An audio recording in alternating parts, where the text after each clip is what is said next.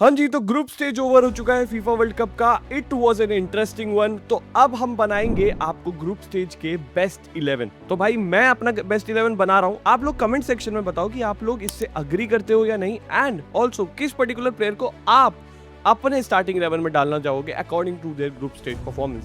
This is my 11। आप लोग बताना how much do you rate this starting 11। So without any further delay let's begin. सबसे पहले बात कर लेते हैं गोलकीपर की। एट गोलकीपर में I don't think we should keep anyone other than Vozinha from Cape Verde. भाई the kind of performance he gave, Cape Verde का जो सिचुएशन था भाई, no one expected them to reach to round of 32, but the way they have performed भाई, Vozinha का बहुत ज्यादा crucial role था उसमें, and he deserve to be the starting goalkeeper in the group stage 11 भाई। I mean अगर आप किसी और को ले रहे हो it is unfair, क्योंकि they have played, they have won against the odds भाई, against any kind of predictions that we must have given, क्योंकि किसी ने भी केप वर्डे को रेट नहीं किया था, but the kind of performance वोजीनिया and Cape Verde put up, he deserved to be on this list। Unai Simone के बाद सबसे ज्यादा क्लीन शीट रखा है इस बंदे ने, and has prevented around 2 goals, मतलब 1.4 उसका गोल प्रिवेंटेड स्टैट है, which shows भाई कि ये बंदा कितना ज्यादा इंपॉर्टेंट था केप वर्डे की क्वालिफिकेशन में। सो गोलकीपर इज सेट भाई, there is no discussion I am gonna do.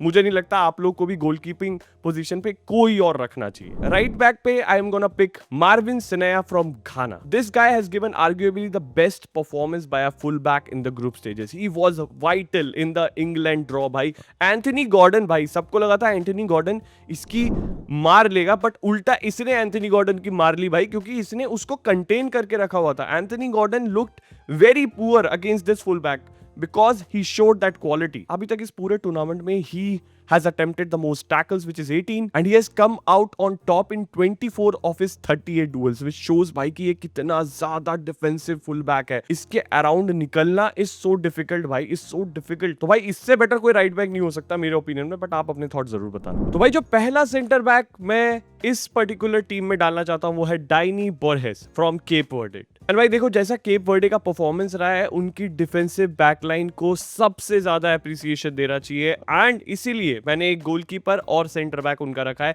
I think they fully deserve it.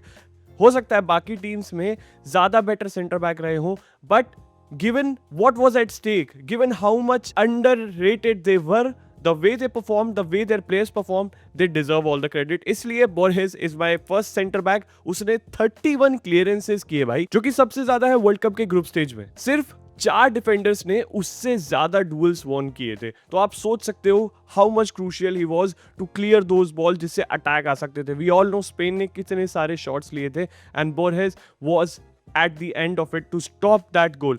Same वोजीनिया ने भी यही किया था केप वर्डे के लिए, and Borges did the same। So I don't think there should be any doubt that one of the center backs in the group stage best 11 should be from Cape Verde। अगला centre back मैं choose करूंगा पाउ कुबार्सी को from Spain. बहुत सारे reason है। पहला reason तो यही है यार कि स्पेन ने 3 क्लीन शीट रखी, तो आप समझ सकते हो कि इनके सेंटर बैक ने कितना इंपॉर्टेंट रोल प्ले किया था। नाउ लेपोर्ट का भी बहुत ही फ्लॉलेस अभी तक परफॉर्मेंस रहा है in this group stage, but because Pau Cubarsi is just 19 year old and what maturity he has shown at that particular age is absolutely insane। इसीलिए मैं पाउ कुबार्सी को रख रहा हूं। इस बंदे ने अपने 294 पासेस में से सिर्फ 5 मिसप्लेस किए, और अब आप सोच रहे होगे कि हो सकता है उसने बैकवर्ड पास कर दिया होगा गोलकीपर को, या साइड वे पास कर रहा होगा। नहीं, he has made the 5th most line breaking passes among all the centre backs in the FIFA World Cup. तो आप सोच सकते हो कि भाई बहुत ही फॉरवर्ड थिंकिंग सेंटर बैक है ये नहीं सोचता कि बॉल को किसी तरीके से कंटेन कर लूं। He thinks forward, he has an attacking mind. He makes those line-breaking passes। This is also one of the reason why I chose Kubarsi over Laporte, because he actually thinks to drive his team forward। Left back पे मैंने choose किया है Japan के Keito Nakamura को, and the reason why I have selected him because of his attack minded approach. See, left back पे मैंने already एक defence first player choose कर लिया है गाना का।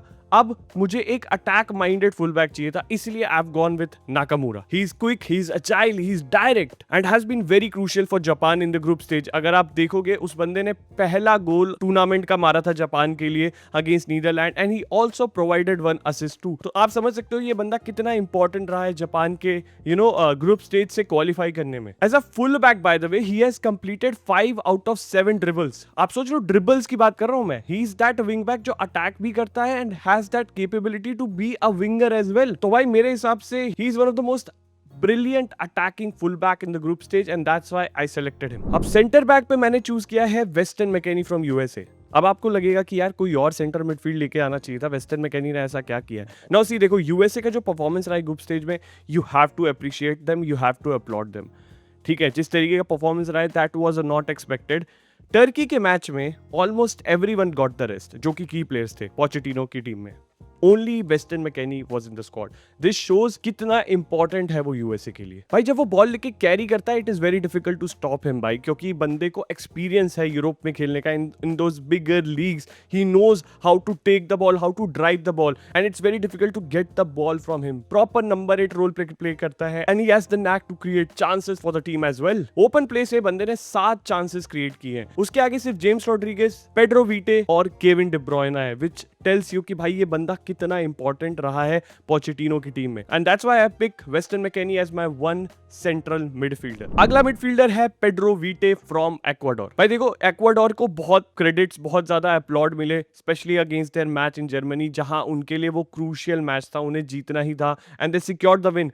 उसमें पेड्रो वीटे का रोल बहुत क्रूशियल था। इनफैक्ट हर मैच में एक्वाडोर के लिए ही हैज बीन ब्रिलियंट। जैसा कि मैंने बताया he is one of the players जिसने सबसे ज्यादा चांस क्रिएट किए हैं, 8 chances alongside James Rodriguez and Kevin De Bruyne, but he also rank third for the tackles attempted, which shows कि ये बंदा अटैक और डिफेंस दोनों में कितना इंपॉर्टेंट है। सिर्फ ग्रेनिट जाका एंड रोड्रिगो बेंटेंकूर ने इससे ज्यादा पोजीशंस रीगेन किए हैं, तो इसीलिए मैं कह रहा हूं भाई ये बंदा इज प्रॉपर इंजन भाई in the midfield and he can actually run back and fourth and given his age which is 24 year old, I am sure कि वर्ल्ड कप के बाद बहुत सारे बड़े क्लब इसके पीछे जाने वाले हैं, so watch out for the guy. अगर मैं राइट विंग की बात करूं भाई तो there can be no other player than Lionel Messi भाई। I mean come on, that guy is balling at 39 years of age. क्या बंदा है भाई, सोचो जॉर्डन के अगेंस्ट बंदे ने स्टार्ट भी नहीं किया था, बेंच से आया and he scored a goal from a free kick and this guy is on another level भाई। एक अलग ही गैलेक्सी में है ये आदमी यार। He is unmatched right now. He became the first player in World Cup history to score in 7 consecutive games और उसमें 11 गोल मारे इस बंदे ने भाई। मतलब रिकॉर्ड जितने आप सोच सकते हो he is breaking them left right and centre. तो इसीलिए भाई मतलब मुझे तो लगता है मेसी के अलावा आपको कोई सोचना भी नहीं चाहिए। अगर आपको अगर आप किसी और प्लेयर के बारे में सोच रहे हो तो भाई मुझे लगता है आपकी थिंकिंग बड़ी गंदी है यार। चेंज दैट थिंकिंग भाई, change your way of thinking. कोई भी प्लेयर इससे बड़ा नहीं हो सकता। इनफैक्ट कोई प्लेयर आज तक कभी से बड़ा हुआ ही नहीं। लेफ्ट विंग पे Vinicius Junior, I think Brazil के लिए he is balling and he has been the main source of motivation भाई। मोरक्को के against no Brazilian turned up except Vinicius. हर जगह ये बंदा ब्राजील को निकालता है मुश्किलों से and the kind of momentum he is on, he deserves to be on this list भाई। हमने देखा है रियल मैड्रिड के लिए लगातार उसे परफॉर्म करते हुए and he has done the same for Brazil now. पहले उसके लिए बहुत सारे क्रिटिसिज्म होते थे कि नेशनल टीम के लिए अच्छा नहीं करता, सब कुछ खत्म कर दिया इस बंदे ने। इसने दिखा दिया कि ब्राजील के लिए भी मैं उसी लेवल पे परफॉर्म कर सकता हूं जिस तरीके से मैंने मैड्रिड के लिए किया। He is just the 5th Brazil player to score in all the 3 group stage matches. तो भाई बहुत ही ज्यादा एस्टीम्ड लिस्ट का पार्ट बन चुका है Vinicius Junior. I am sure that अगर ब्राजील का रन डिसाइड होगा किसी भी चीज से, वो इस पे डिसाइड होगा कि विनीशियस जूनियर का फॉर्म कैसा है। अब मैंने 2 स्ट्राइकर रखे हैं अपनी टीम में, क्योंकि भाई एक स्ट्राइकर रखना बहुत ज्यादा ज्यादती हो जाती दूसरे प्लेयर पे। पहला striker none other than Erling Haaland from Norway भाई। this guy is a robot, दानव, मशीन, वाइकिंग, जो नाम आपको देना है, जो निकनेम आपको देना है दे दो, बिकॉज इस बंदे को मैं बाहर तो रख नहीं सकता था भाई। क्या क्लिनिकल फिनिशिंग है भाई। इस बंदे ने सिर्फ 2 मैचेस खेले हैं और 2 मैचेस में 4 गोल है।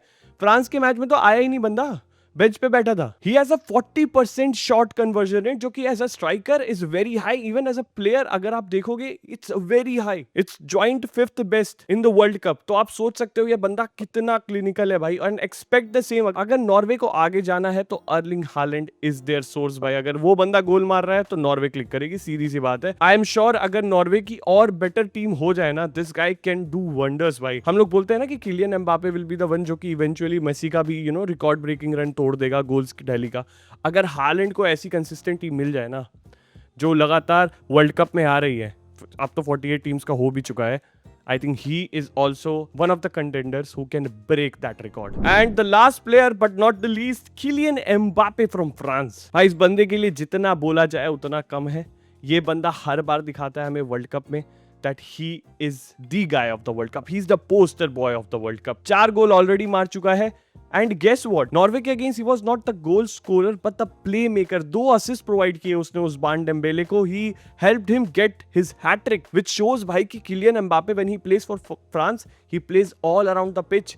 He helps his team, he helped his player score the goal, he himself scores the goal, he is everywhere भाई, he is omnipotent भाई. तो अगर फ्रांस को ये वर्ल्ड कप जीतना है, if there is gonna be a repeat of 2022 World Cup, France going to the final, Kylian Mbappe is the guy. इसने 2022 में भी अर्जेंटीना के फैंस को हार्ट अटैक दे दिया था, ये आज भी 4 साल बाद भी सेम काम कर सकता है. तो भाई for me he deserves to be in the starting lineup and that is my best 11 from FIFA World Cup 2026 group stage. अब आप लोग बताओ कि आप इनमें से कौन से प्लेयर को हटाना चाहोगे और कौन सा रखना चाहोगे. Do make sure to rate my FIFA World Cup best 11 out of 10. कितना रेटिंग देना चाहोगे इस टीम को? Do drop your thoughts and comments. And अगर आपको ये वीडियो पसंद आई हो और ऐसी वीडियोस आप और चाहते हो मैं लेकर आऊं तो लाइक जरूर कर देना एंड हाइप भी कर देना if possible. It really helps creator like me to get more motivated to bring such content to you. Please subscribe to the channel if you haven't, क्योंकि ऐसे content वर्ल्ड कप पे मैं लाता रहूंगा. We'll see you in the next one. Till then, enjoy and have a great time.